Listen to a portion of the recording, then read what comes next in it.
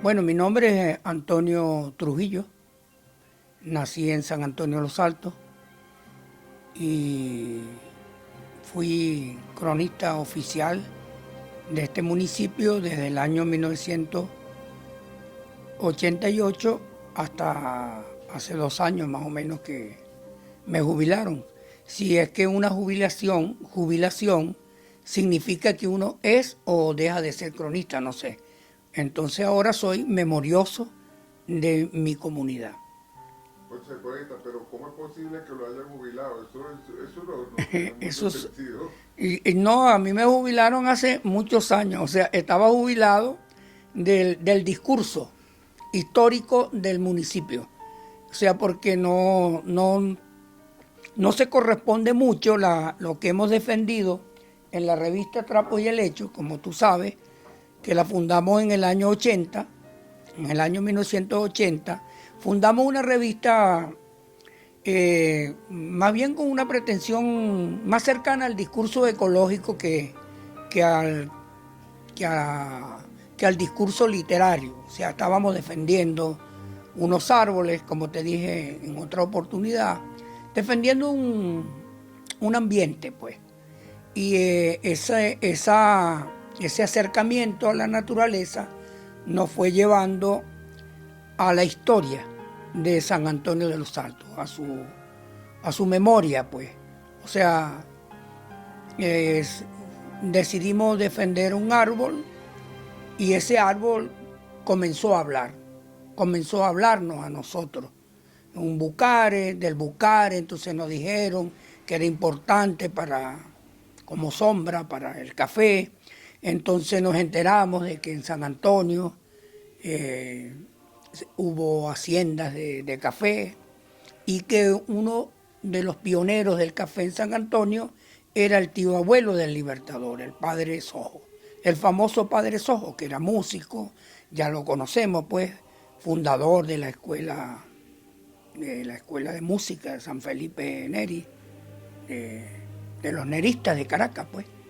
Entonces, bueno, no solo ya era defender un árbol, o sea, el árbol nos habló del café, el café nos habló de unas haciendas y las haciendas nos habló del tío abuelo del Libertador.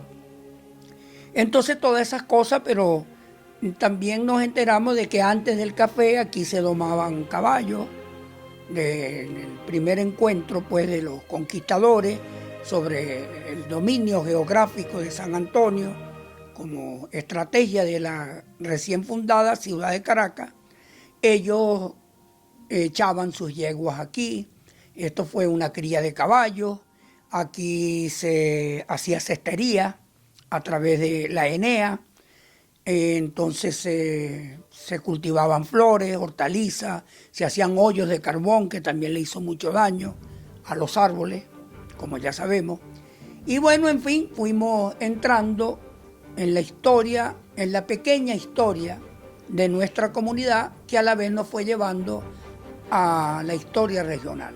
O sea, la historia, la microhistoria, que puede ser hablar de un árbol, es como lo micro, nos llevó a la historia local y la historia local nos llevó a la regional. Y entonces tuvimos que hablar nos encontramos en la memoria colectiva, no solo con los que donaron las tierras a los fundadores, no con los que donaron la tierra a los fundadores, sino también con los que habitaron estos espacios antes de que llegaran los conquistadores. Entonces nos comenzaron a hablar de toponimias indígenas, nos hablaron de Huaycaipuro, nos hablaron de Terepaima, y Huaycaipuro y Terepaima nos llevó a la muerte de un conquistador muy famoso que quería matar a Aguirre, y antes de llegar a Valencia lo mataron por el camino, de apellido Rodríguez, el caballero de la capa de grana. Entonces ese señor nos llevó a Francisco Fajardo, y cuando fuimos a ver el árbol, nos estaba contando no solo la historia de San Antonio, sino que era un lugar de abastecimiento, exacto, como todas las comunidades alrededor de Caracas. Carrizal, Los Teques, San Pedro, Charallave, Guarena. Eso fue ya en el año 88. Y la revista la fundamos en junio del 80. El municipio, ya como municipio autónomo, que éramos un municipio foráneo de Guaycaipuro, es del año 1982. O sea, la revista nació 2 años antes que el municipio autónomo de Los Salias, que ya sabemos que por los hermanos Salias, pues, todos que participaron, pues, sabemos de su actuación en la guerra de independencia, tanto de Vicente como Francisco, por el 19 de abril, su hermano Juan, o hay otro que murió en Oriente, el de Barinas, en fin, sabemos ya. Y ellos, en la tradición oral de San Antonio, hay una hacienda que se llamó la Hacienda de los Hermanos Salias. Ok, ahora, hay un hecho importante que a nosotros nos ocupa, o que por lo menos nos ha ocupado dentro de este proceso de que hemos llevado adelante, que son las oleadas migratorias. Oleadas migratorias. En las que se ha compuesto San Antonio. ¿Usted podría hablar un poco de eso? Bueno, el nacimiento de San Antonio como la fundación, entre comillas, porque aquí yo soy contrario a la idea de la fundación como de un pueblo, así como Caracas, no. Aquí lo que hubo fue una ocupación del espacio, y que además ya estaba ocupado antes de la presencia de los españoles, porque esto eran tierras de Guaycaipuro, de Terepaima, o sea, de los Teques, de los Arbacos, y me imagino que de los Quiriquires, de otras comunidades vecinas, pues. Entonces, eso no se quiere hablar mucho aquí, en los colegios.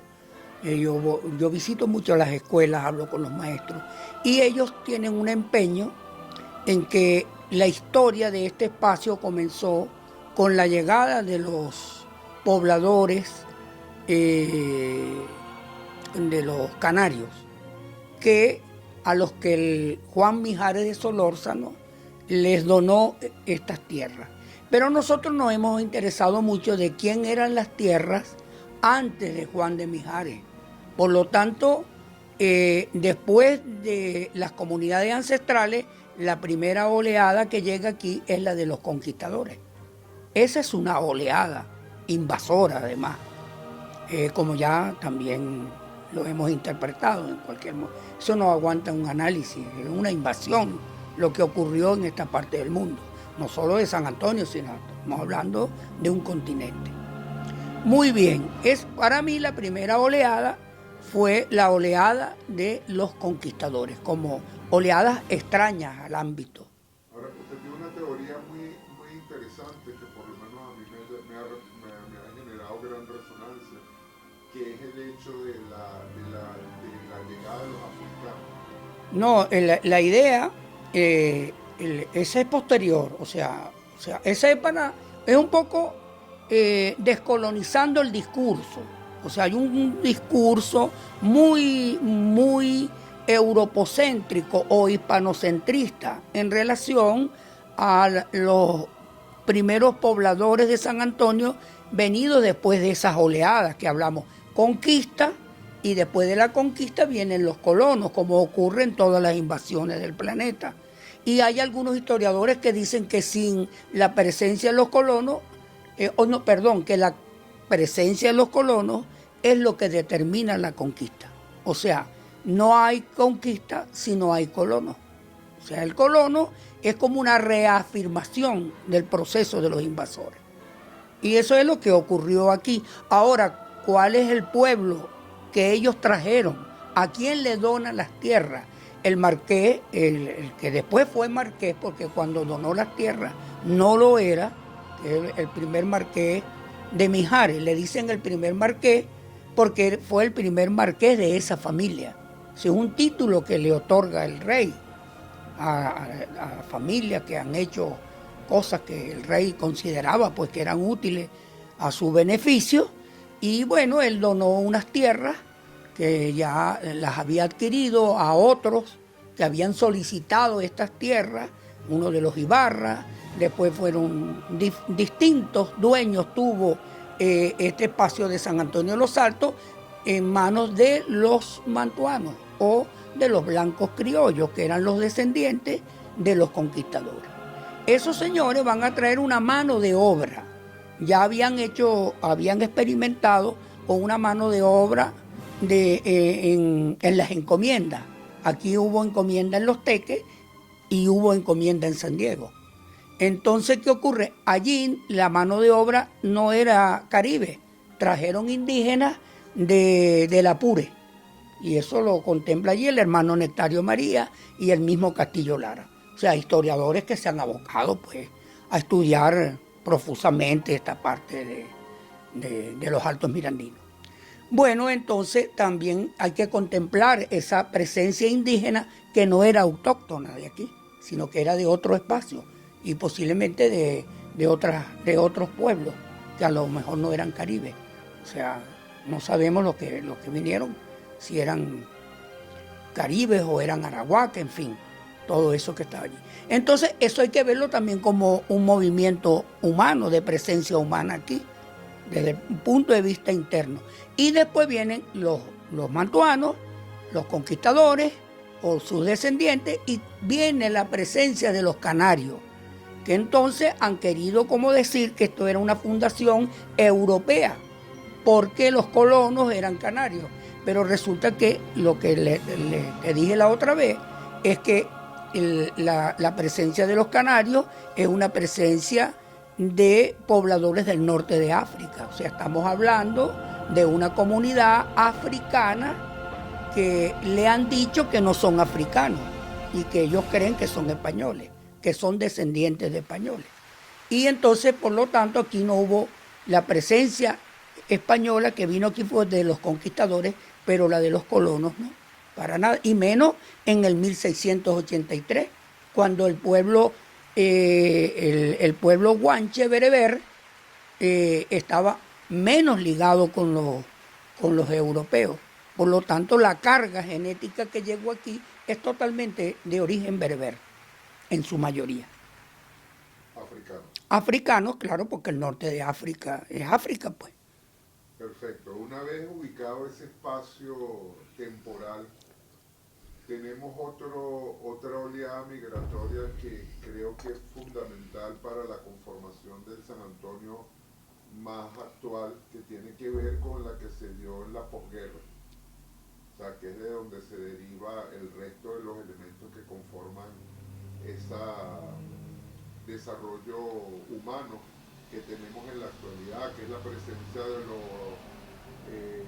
portugueses, españoles, italianos, franceses. Coméntenos un poco esa oleada. Bueno, hay esa es una oleada que tú la ubicas en periodos históricos, pero hay una oleada que no cesó hasta Pérez Jiménez, que es la de los colonos. O sea, es muy importante por la estructura administrativa de la tierra que quedó. Esto fue una tierra donada, pero no fue que le dieron la tierra era una tierra colectiva, no era una tierra indivisa, como dicen. No, era una tierra que ellos tenían una junta administrativa, podían arrendar las tierras, podían cultivarlas, vivir en ellas, mas no podían enajenarlas, porque no tenían un concepto individualizado. Por eso muchos comuneros de los primeros se fueron hacia los valles de Aragua y otros hacia el llano. O sea, ya se sabe, pues, en Calabozo, en Altagracia de Orituco, cuando ellos descubren, porque eso fue un acto de inocencia también, lo sabían los administradores, pero los que venían aquí le decían, mira, esta tierra, eso era mentira, eso era una mentira de la oligarquía, a los labriegos, a la gente sencilla, pues, que venían a sembrar la tierra. Entonces ellos se fueron del área que pertenecía, o de lo que ellos consideraban que estaba bajo la tutela de la donación. La donación tenía una periferia, pues, también, pero esa periferia ellos podían adquirir la tierra y ser dueños, pero aquí no. Se mantuvo la estructura y ellos llamaban a otros familiares, o sea, familia de los primeros colonos, parientes, primos, y eso fue continuo. Pasaban por San Antonio, conocían la historia de San Antonio y se iban a otros espacios de Venezuela. O sea, porque fue una inmigración permanente. Todavía en el 1830, o sea, con Páez se está hablando de traer una inmigración, en este caso el Congreso opta, porque desde un punto de vista racista, porque decían que para traer, dado pues las consecuencias de la guerra, la mortandad que hubo en la guerra de independencia, optan de nuevo porque hay que poblar las tierras, que hay que producir, y optan de nuevo por los canarios, a los que consideraban más cercanos a ellos, decían en Caracas, porque no querían traer gente del Caribe. Mano de obra negra, o sea, africana, porque el problema es el discurso racista, que siempre ha estado soslayado allí, latente, pues. Muy bien. Ahora, o sea, podemos medir que esa oleada inicial fue continua hasta Pérez Jiménez. Tú ves los libros aquí en San Antonio, los matrimonios inclusive, de la inmigración del año 40, de la década del 40 hasta el 58, hasta la caída de Pérez Jiménez. Y después, bueno, toda esa gente que entró al país, muchos quedaron aquí. Hay matrimonios de inmigrantes canarios con descendientes, con mujeres descendientes de los antiguos fundadores. A finales del siglo XIX, sí, a finales del XIX, 1800, aquí entran familias que son como los Bior, los Monicó, los Di Stéfano, producto también del tren de los Teques. Cuando se realizó la compañía alemana, vino mano de obra y algunos quedaron en los Teques y otros se vinieron a San Antonio. Entonces, pero no eran mayoritarias, no hubo nunca una mayoría francesa aquí, ni hubo una mayoría italiana, aunque sí importante en la época después de la Segunda Guerra Mundial. Hay también, como se ven allí muchos registros, hay mucha estructura familiar italiana, portuguesa, que es la época antes de los edificios.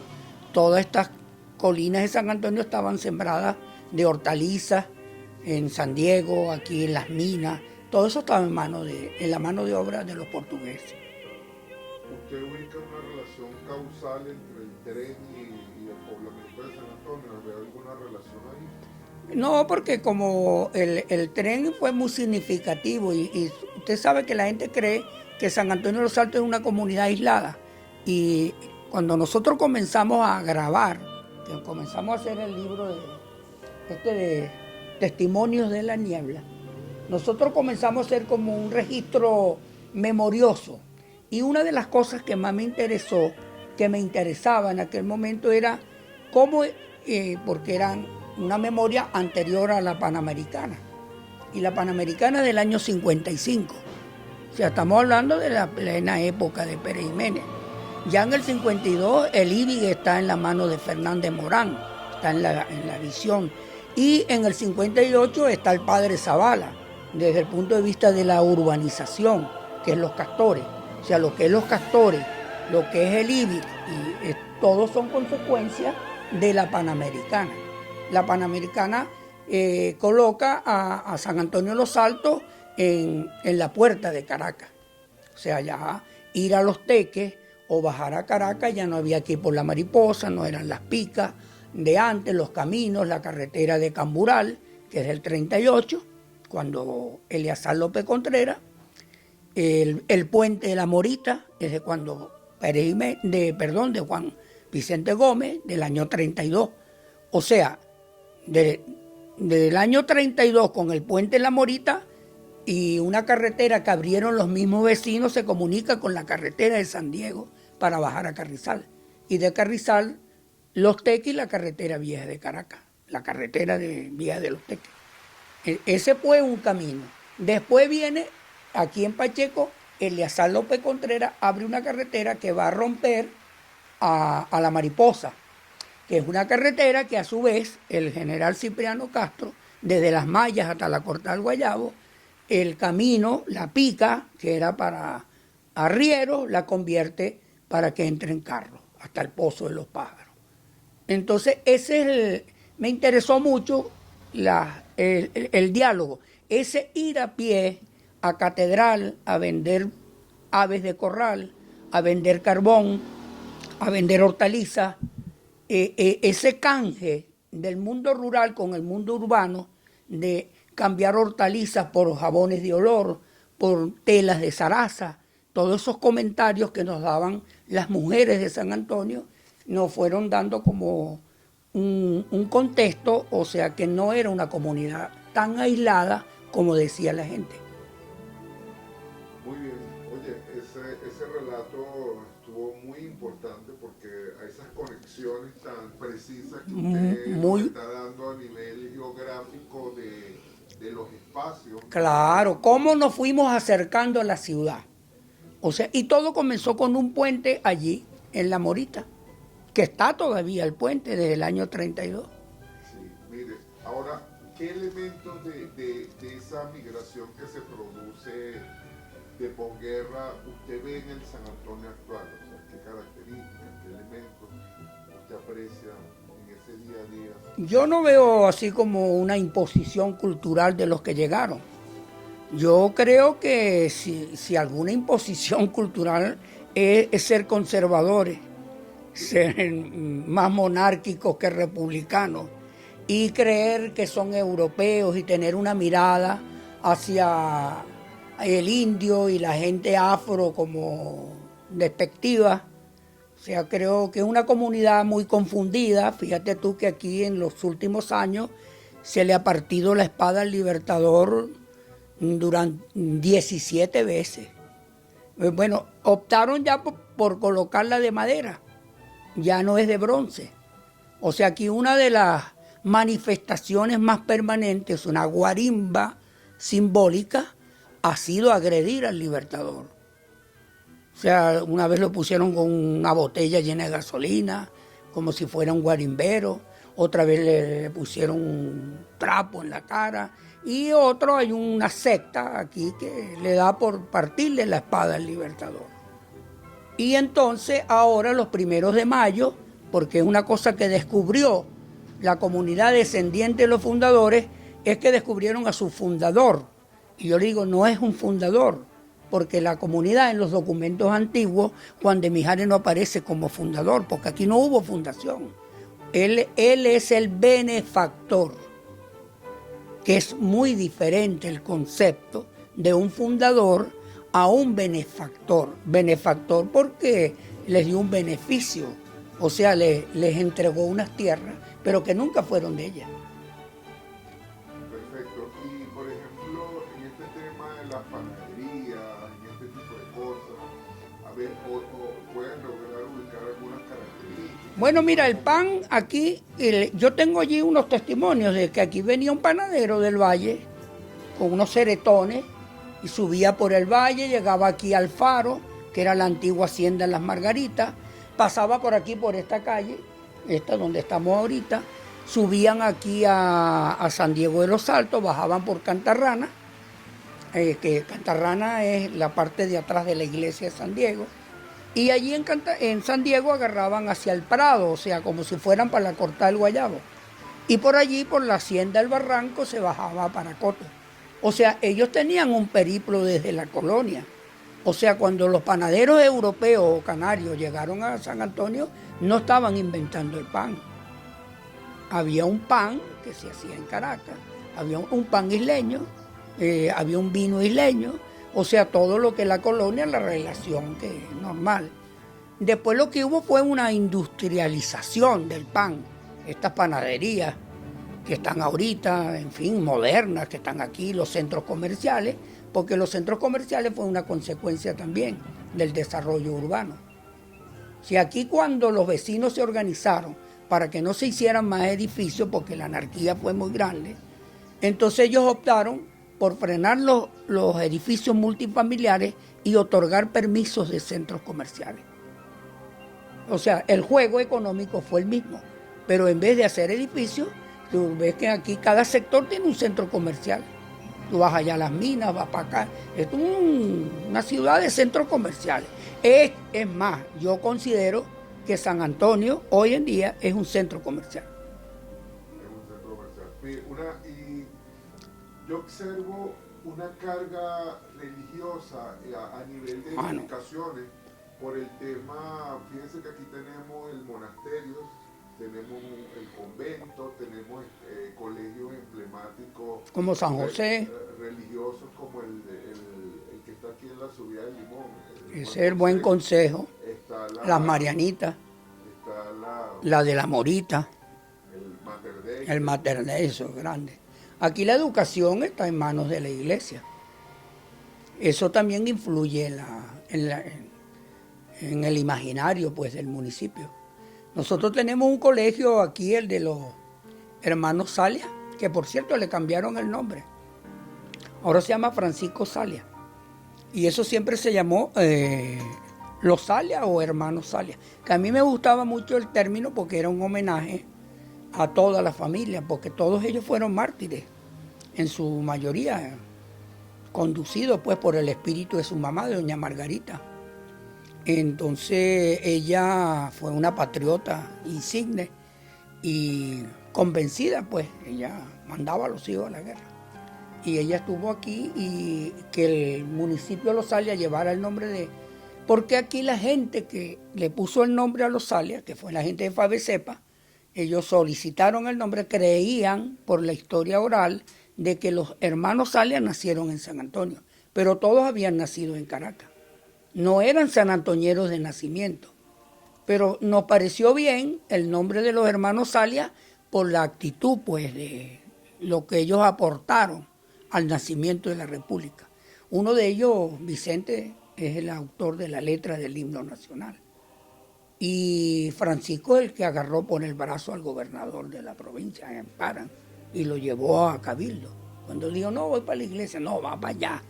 Bueno, todas esas cosas que son parte del imaginario nacional tenían que ver con alguien con una familia que había vivido aquí. Entonces eso nos pareció importante. Pero después se descubrió que ellos no nacieron aquí, sino que eran caraqueños, como el Libertador, como José Félix Rivas, como tantos héroes de la independencia. Mira, ya para terminar esta entrevista que me ha parecido fascinante, como siempre, hablar contigo, Antonio. Okay. Me gustaría que nos plantearas algunos elementos que serían importantes desde tu perspectiva para la reconstrucción histórica de San Antonio, hacia dónde deberían apuntar esos horizontes, qué aspectos tú crees que han sido menos estudiados o hacia dónde debería ir ese futuro de la crónica, de la historia. Yo creo que esta es una comunidad que debería caminar hacia sus orígenes reales, que es hacia los pueblos originarios. O sea, en la educación de San Antonio no hay una presencia, no hay un contenido. Se habla de Guaycaipuro, que está allá en la Plaza de los Teques, se habla poco del hermano Nectario María, que es un libro muy importante, que está publicado en la Biblioteca de Temas y Autores Mirandinos. Hay una parte que la roza así amablemente Lucas Guillermo Castillo Lara en este libro, Una tierra llamada Guaycaipuro. El solo título es una reivindicación con el mundo ancestral de los altos mirandinos. Claro, después los altos contenidos del libro van a ser la fundación, los archivos el archivo arquidiocesano, la presencia de los primeros sacerdotes. O sea, hay una relación allí somera de lo indígena. Además, cuando él hace los enfoques poéticos de su narración. Pero después lo real es la fundación, y él dice además que eran recibieron la tierra prometida. O sea que lo que le arrebataron a los indígenas estaba prometido ya por Dios, dice él allí. Yo no lo creo así. Pero esa es su parte poética de él. Es un libro muy bello. Es un libro que tiene que ver con los 7 pueblos de los Altos Mirandinos, con los Teques, con Paracoto, con Tácata, San Pedro, San Diego, Carrizal y San Antonio. Pero el de Nectario María nos comprueba que estos 7 pueblos que fundaron los colonos, y junto con los conquistadores y los sacerdotes, son 7 espacios donde vivían los indígenas. O sea, no hay ningún pueblo de estos 7 que te acabo de nombrar que no haya sido un espacio ocupado humanamente por los aborígenes de los Altos Mirandinos. Entonces me parece que la educación debería caminar un poco más hacia esa mirada. Evitar, por ejemplo, no evitar, sino que tú ahora ves el 1 de mayo, que es una fecha que dicen que se fundó, que se donaron las tierras a los comuneros. Ahorita el 1 de mayo tiene más, tienen como más repercusión en la comunidad de San Antonio que el 5 de julio y el 19 de abril. Y eso me parece muy grave en relación a la república. O sea, porque nosotros hemos heredado una república que la construyeron los independentistas, o sea, los libertadores. Y no lo digo yo, lo dijo uno de los hombres más importantes que ha nacido en los Altos Mirandinos, que es don Cecilio Acosta. Don Cecilio Acosta dijo, refiriéndose, siendo un conservador, dijo, ellos construyeron, hicieron lo más difícil, construyeron la república, trabajemos en sostenerla. Muchas gracias, poeta. No podíamos tener un mejor final. Gracias.